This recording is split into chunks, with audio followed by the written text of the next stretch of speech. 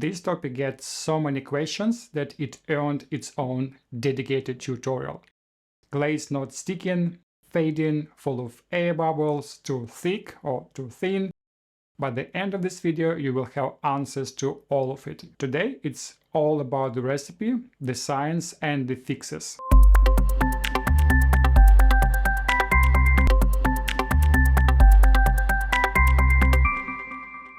I've shared this recipe before, but this time we are going deeper.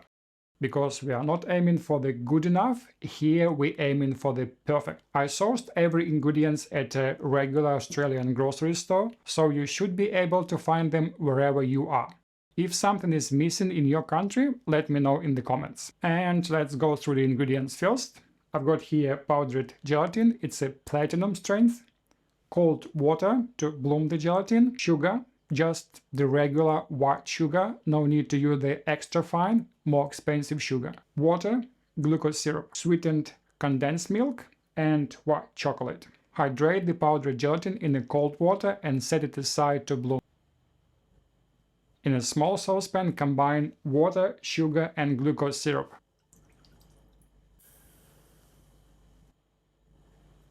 Bring to 103 degrees Celsius, 217 degrees Fahrenheit, stirring gently. The moment it hits the temperature, pull it off the heat and transfer to another jug immediately. Otherwise it keeps cooking in the pan and your glaze ends up thicker than planned. If that's already happened to you, the troubleshooting fixes are coming up shortly.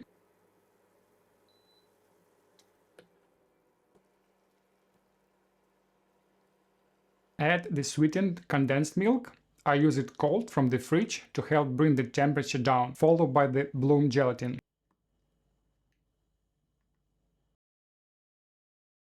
The best temperature for adding gelatin is around 80 degrees Celsius, 176 degrees Fahrenheit. Stir until it's fully dissolved. Pour the hot mixture over the white chocolate in a tall jug or add the chocolate to your jug. Let it sit for a moment and then blend with a stick blender, keeping the blade fully submerged so you are not whipping air into the mix. On the screen now you can see a link to the video, cake glazed with a batch that had visible air bubbles, so you can judge for yourself how much this matters to you.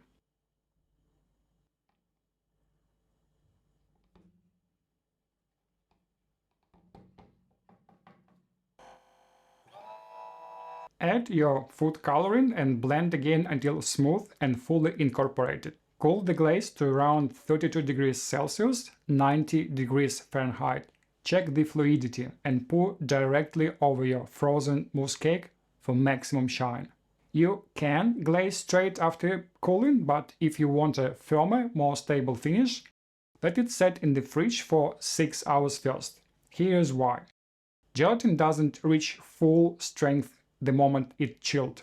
The gel structure keeps firming up for hours afterward. Glaze it and sew right away, and the set is technically there but not complete, which makes it more prone to smudging or sliding when you slice. Give it the full 6 hours and by the time you cut into it, the gel structure will be fully set. Getting fluidity right. If you followed the recipe exactly, your target is 32 degrees Celsius, 90 degrees Fahrenheit.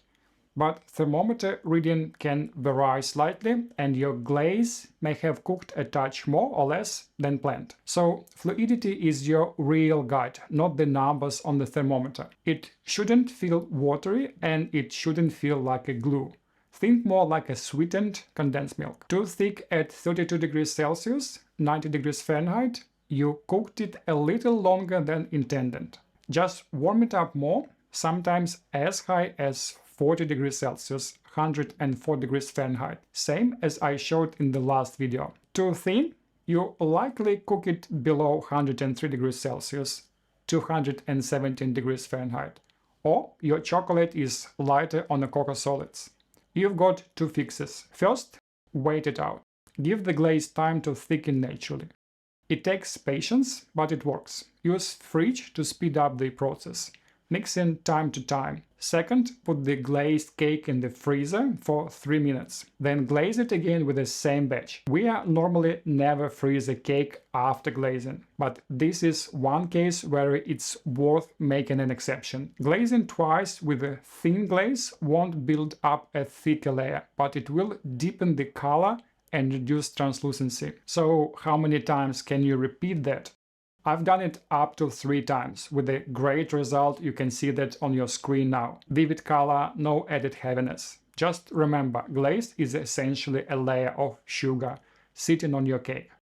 On a dark, bitter chocolate base, a thicker glaze isn't a problem.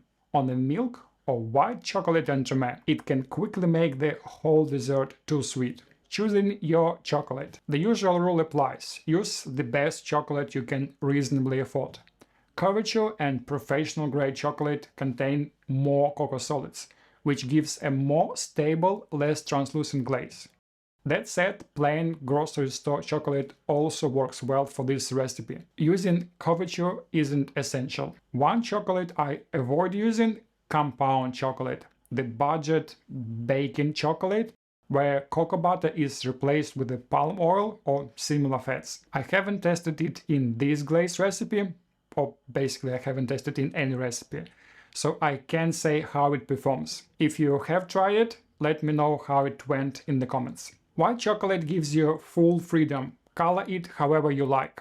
Milk and dark chocolate are more limiting, since their own color affects the result. So use color to tint or strengthen what's already there. For example, black on dark chocolate or red on milk chocolate. No need to adjust the chocolate quantity in this recipe. Mirror glaze behaves differently from ganache. Storing a glazed cake. Want to stop your glaze thinning out after the cake defrosted?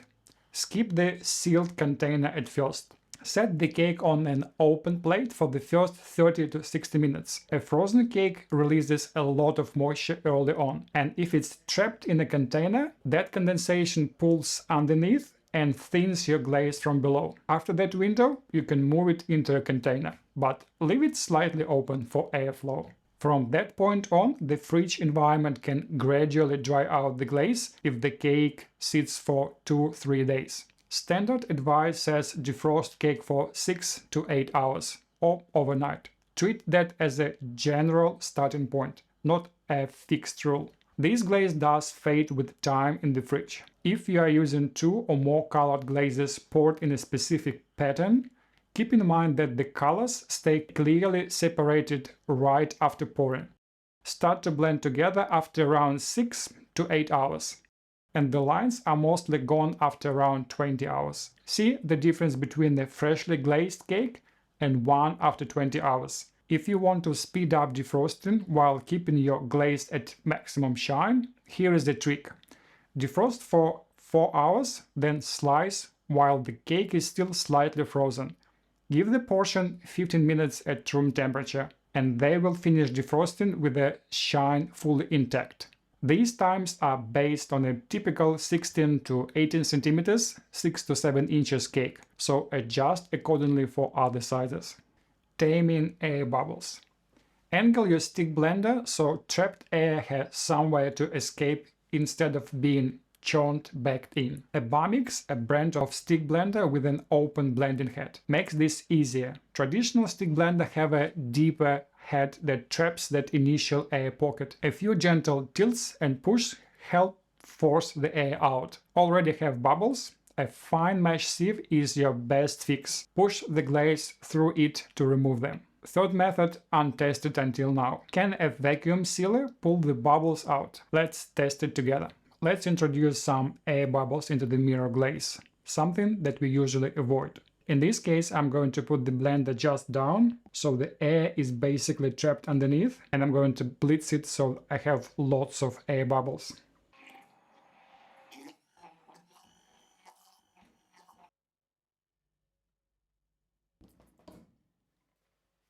You can use a vacuum bag, but it's very similar to use just a tray.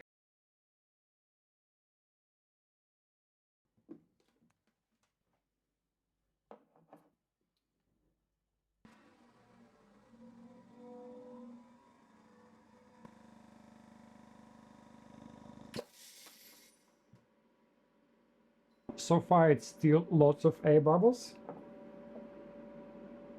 but let's do one more time. But I can definitely see lots of small bubbles inside. One more attempt.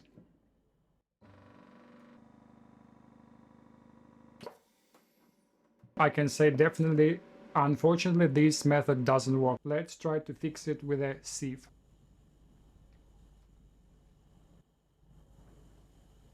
And you can see how many air bubbles it's basically on the surface here. I think you can see that on the camera as well. On the surface, on the sides of the jug sits lots of speckles. That's air bubbles. Unfortunately, even with a sieve, you cannot remove all of these extra fine bubbles. So the outcome, the sieve was able to remove some of the big bubbles, but the extra fine bubbles is still trapped inside, and it would be impossible to remove them entirely. So the lesson is to try to avoid air bubbles at the beginning, because later it would be very difficult to fix it. Color: gel, oil or powder? My choice is gel color, but in theory, oil-soluble color should also work well, since mirror glaze is essentially a water and fat emulsion, a suitable base for gel, oil or powder color. The one exception is airbrush color. It's too diluted and doesn't give a desired effect. Let's put that theory to the test. Half the mousse gets the gel color and half gets oil soluble, so you can see the difference side by side. In theory, oil color should give a cleaner saturation, no speckling, no separation and no dulling of shine, since glaze already carries fat from both chocolate and condensed milk. In practice, oil-soluble color comes out noticeably less vivid. Using the same amount, the gel version consistently gives brighter color. That's not a downside of oil color. It produces a soft, muted finish, and red turns into a gentle pink. Not every cake needs bold, saturated color. If you have an oil-soluble color sitting unused, this is a good opportunity to use it. Black color test. Save your leftover red glaze and mix in black coloring. This trick works with any leftover color. You won't get a true, pure black this way. It comes out tinted. My favorite result is red plus black, which produces a deep black currant skin shade ideal for berry entremet. Oil-based black alone blends in smoothly but gives a weak result. A few drops of black gel color is what finally gets you a true black. For coloring, gel provides more intense color while oil-soluble color offers a duller shade. Both create a clean glaze. Powdered colors deliver most of the intensity without significantly altering the recipe. The only downside is that powdered glazes often leave speckles. This is why I prefer already mixed colors. If you are using powder colors, quality varies by brand. Some dissolve more evenly than others. Always pass them through a fine sieve to catch stray particles. The spider web effect. For this I made two neutral glazes. One tinted white and yellow, one just yellow. Same amount of color in both. Adding white makes the neutral glaze opaque, and that opacity is what makes the web visible against a dark mirror glaze. Without it, the effect barely shows up at all. Timing matters here. Apply the neutral glaze more than a minute or two after pouring the mirror glaze, and it will already be setting, making it too thick to spread properly. A brush can also create the web effect, but only with that same narrow temperature window. One more mistake to avoid: dragging the palette knife back and forth. Neutral glaze sets fast, and repeated strokes will start tearing into the mirror glaze underneath it. Exactly what you see happen on screen. Curious if this works on other glazes? I tried it on a cocoa powder glaze, linked on screen. The results are inconsistent. You might get a visible web, but never one as clean as with a standard mirror glaze. Because cocoa glaze sets very fast, has lower surface tension, turns syrupy instead of staying fluid, spider line sits on top instead of spreading. It can work if you thin the glaze, pour it slightly warmer and keep the neutral glaze extremely fluid, but for reliable result, use the classic mirror glaze. Mixing colors. Gel colors work like paint, not light. Mix red and green paint and you don't get yellow, you get brown. That's because each color blocks out some of the light bouncing back to your eye. So combining colors makes things darker, not brighter. If you ever mixed red and green expecting yellow, that's how light works on a screen. Paint and gel colors do the opposite. It's easier to just buy yellow coloring directly. For a clean bright yellow, start with a white chocolate base. White also reduces transparency. And add yellow gradually until you reach the tone you want. Not very gradually this time.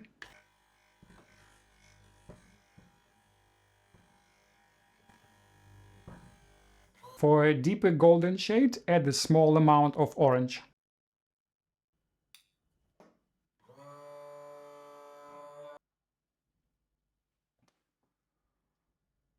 Storage and shelf life. Keep the glaze in the fridge. Treat 72 hours as your safe baseline. This glaze has a higher sugar and glucose content, which lowers water activity and generally slows bacterial growth. So in my experience, it holds up a little longer.